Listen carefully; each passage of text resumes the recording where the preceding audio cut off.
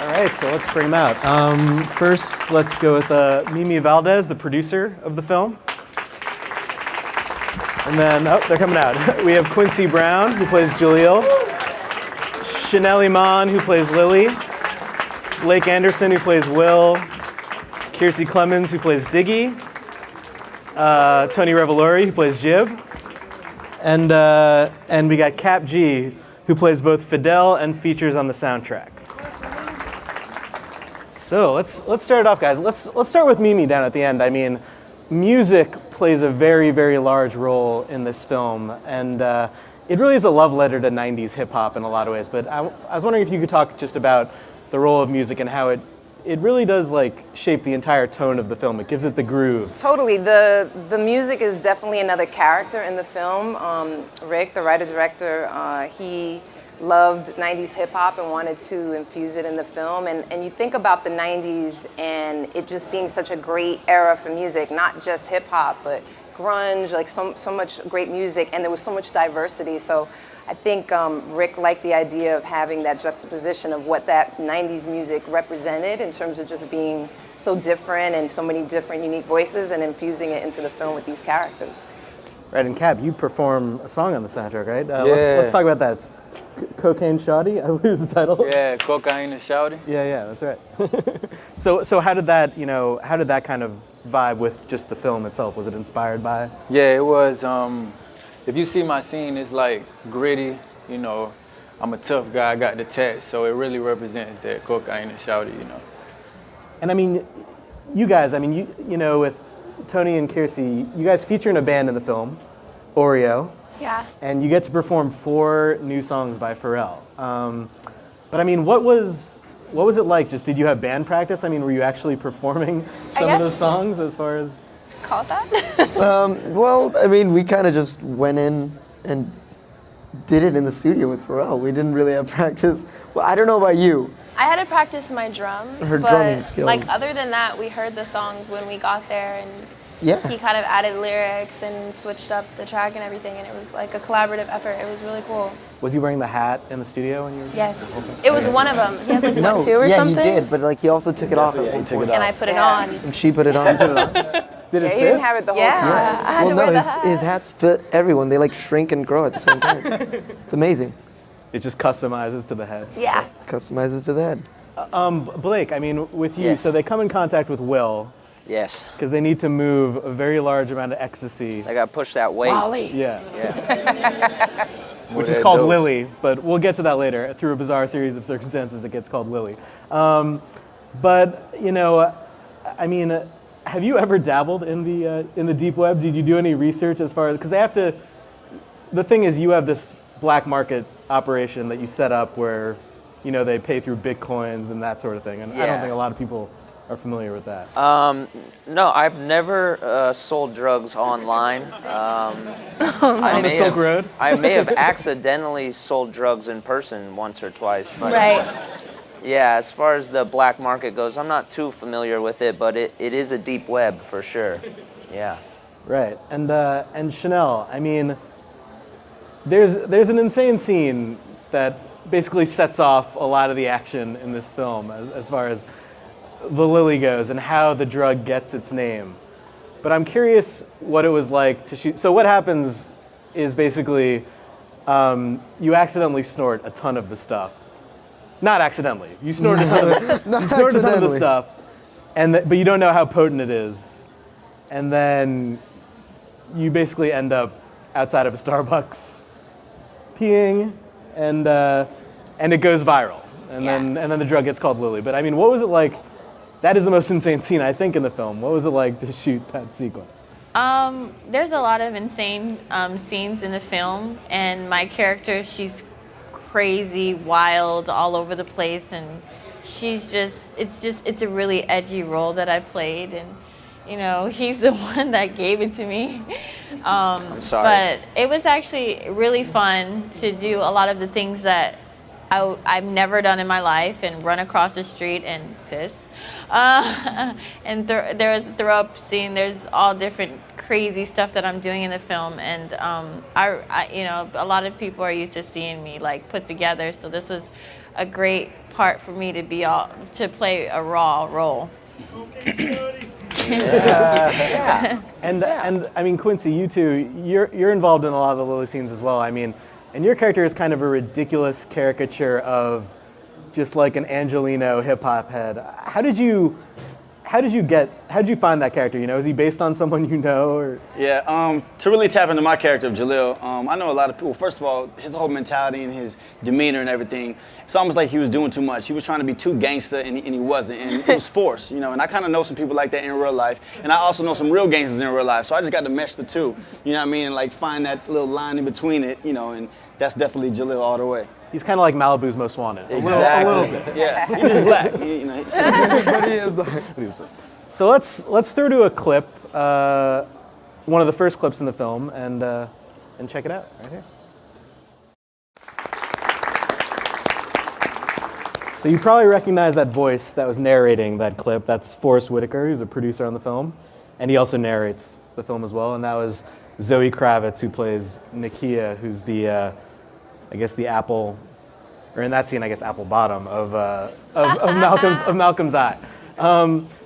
So, I mean, we also heard some Naughty by Nature in that as well. I mean, for you guys, are you guys, you know, Tony and Kiersey, are you guys into 90s hip hop at all, or is this kind of an education for you, so to speak? I think I learned more. I think I learned more so like about other genres rather than just hip hop, because these kids like, what is it, like punk rock, all that stuff. So it's a lot of like thermals and corn and TV on radio. So I mean, we see a lot of 90s music, but when we were kind of getting ready to shoot this, Rick, our director, gave us a lot of CDs with music, and it would be, you know, a lot of bands, punk, 90s hip hop. So it was a huge collection.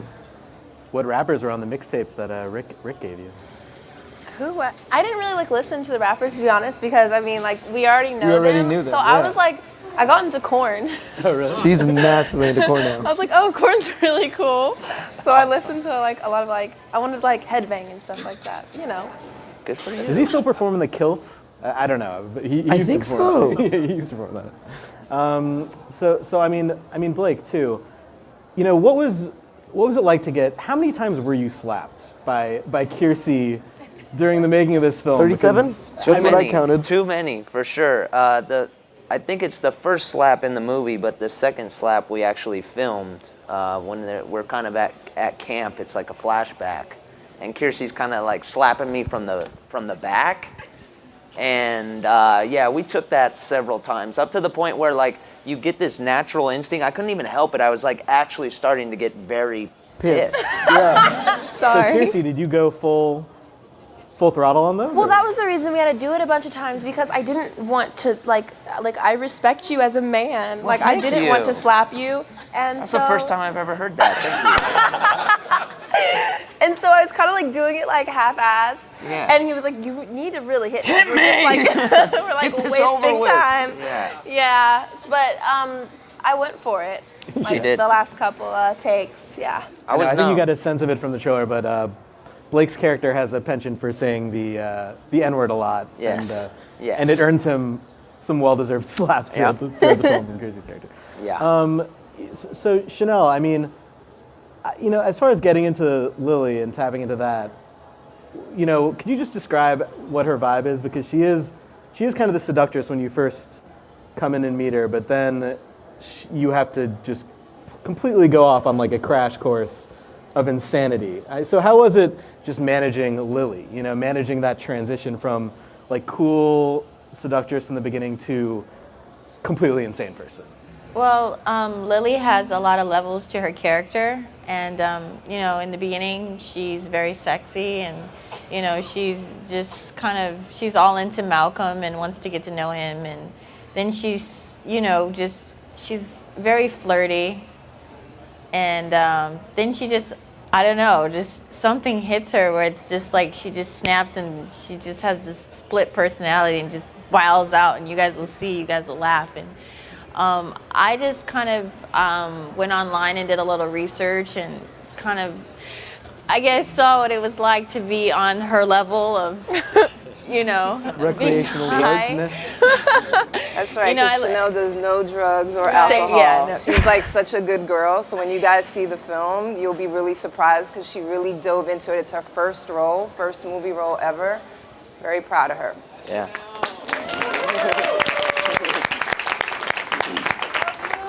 Now, ASAP Rocky plays Dom, who's the big drug dealer, the nefarious drug dealer in the film. Who it's all his ecstasy basically. But does anyone have any good ASAP stories on the panel? I mean, as far as With your sister. I have one that's probably very boring but very impressive. It was also his first role. He had never been in a movie before, and he was so just like excited about it and did whatever it was that he needed to do. He'd come to the set early. He was always like talking. Are you with all- sure?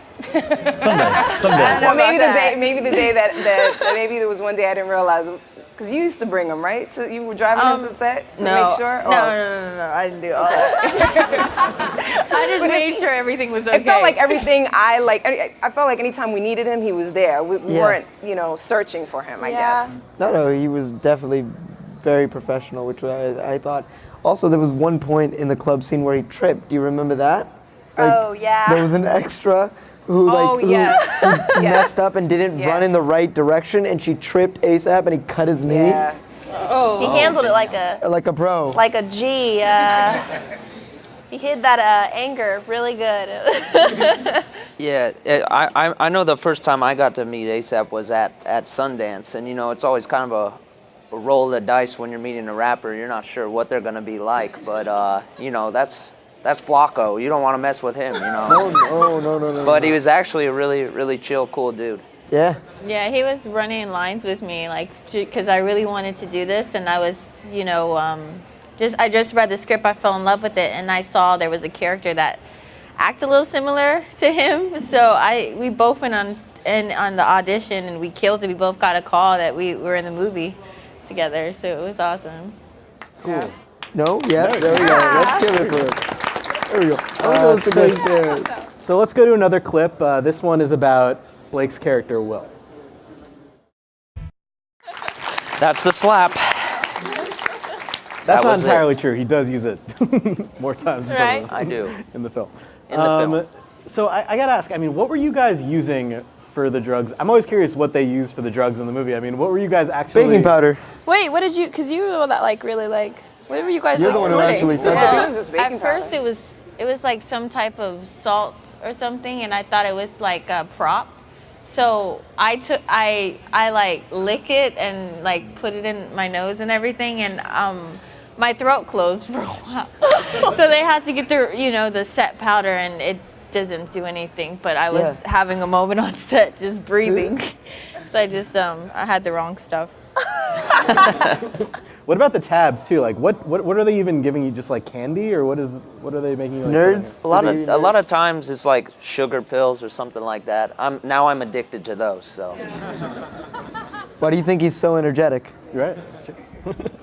I mean, so you guys really jammed on this film. It was shot in, I believe, 25 days. 24. 24 days. 24 days. Yeah. That's, I know. That, One less day, guys. Yeah, I know. So just a little over 3 weeks, basically. I mean, what were kind of the hardest scenes for you guys to shoot? I mean, let's go with, Tony and Kiersey on this one.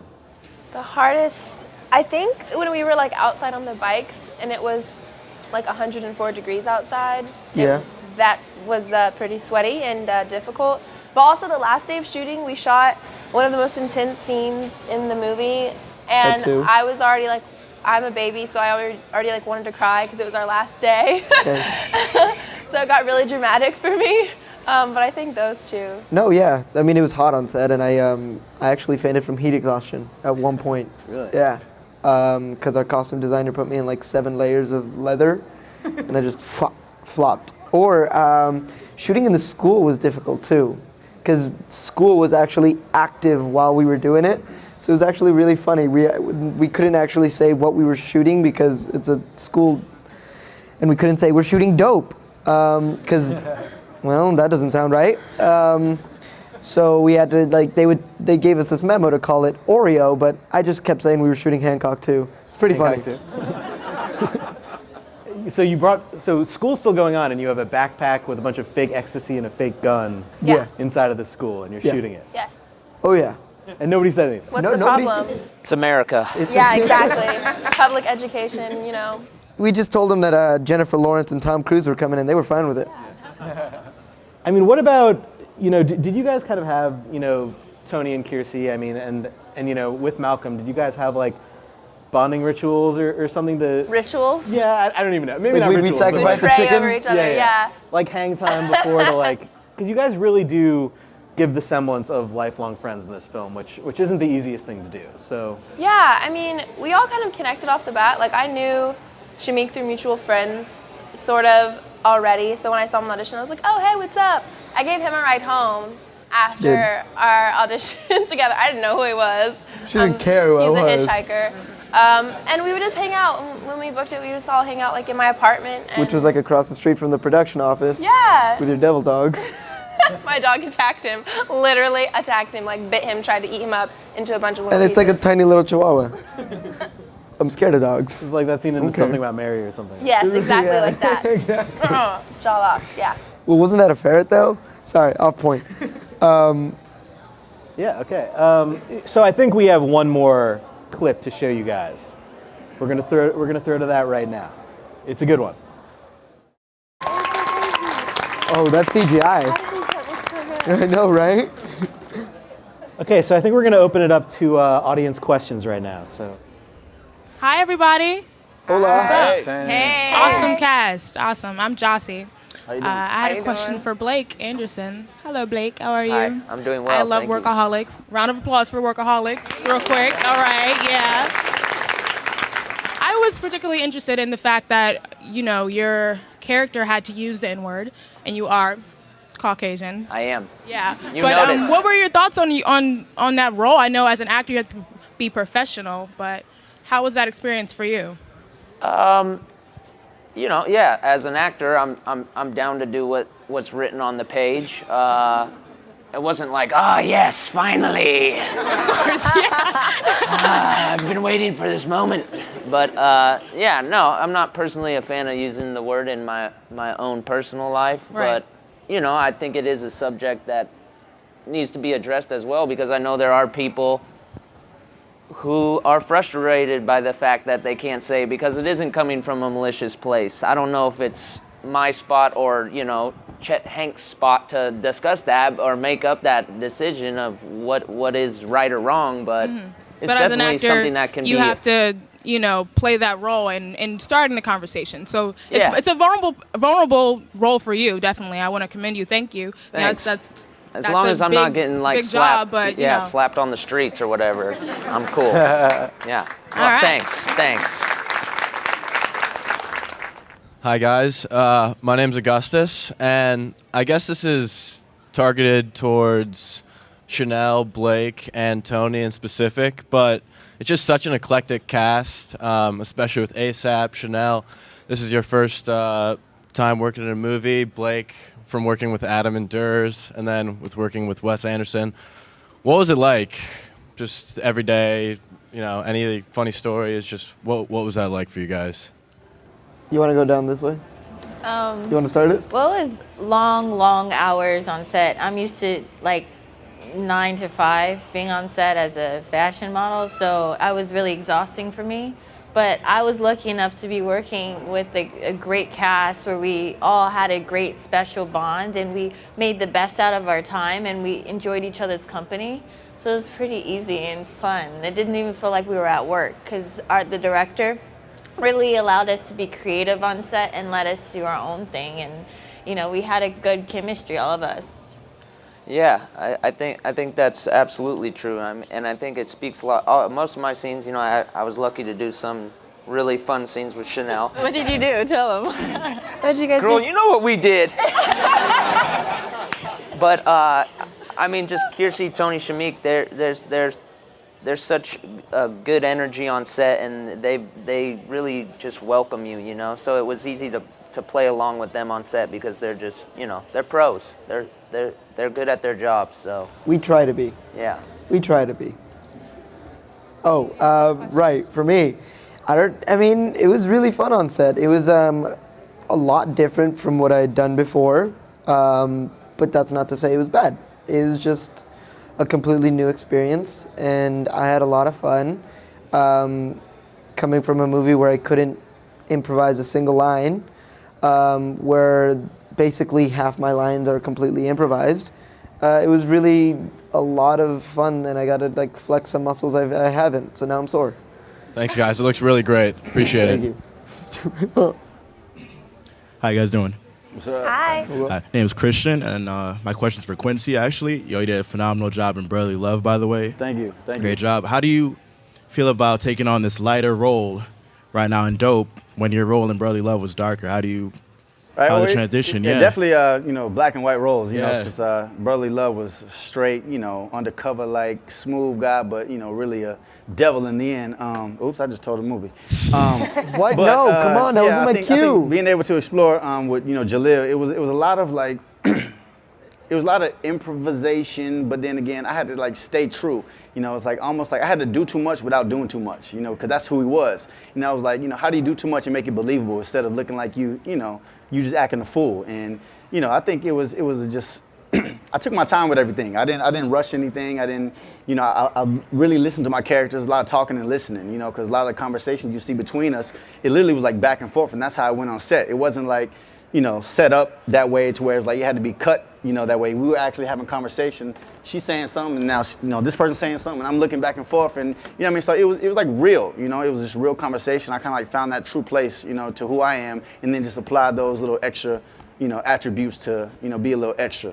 All right. Yeah. Cool, man. Dope. Yeah. How's it going, everybody? Thank you all for coming. This movie looks dope. I got a question for all you guys to answer. Dope is one of my favorite words to use. I know it's slang, but it's part of my everyday vernacular. It's a very positive word. I want to know if we go down the line and just what your favorite word is, whether it's a slang term or just a word that you use all the time, that when someone hears that word, they think of you. My favorite word is dope. Dope. So is mine. Oh gosh. I had to think. You say. What's your? I would probably say dude. I say dude a lot. Bro? You say bro a lot too. Bro, dude. Bro, dude. See, I would say rad. Rad is my thing. I know it's weird, but that rad. I don't know. She says she doesn't know. That's her word. I don't know. I feel like it's not appropriate to say, like, No, say it. probably like the F word or bitch or something. Me being from Atlanta, I say coolin'. I just be coolin'. Coolin'. Ooh, I wish that was mine. right. That one's cool. it's pretty rad.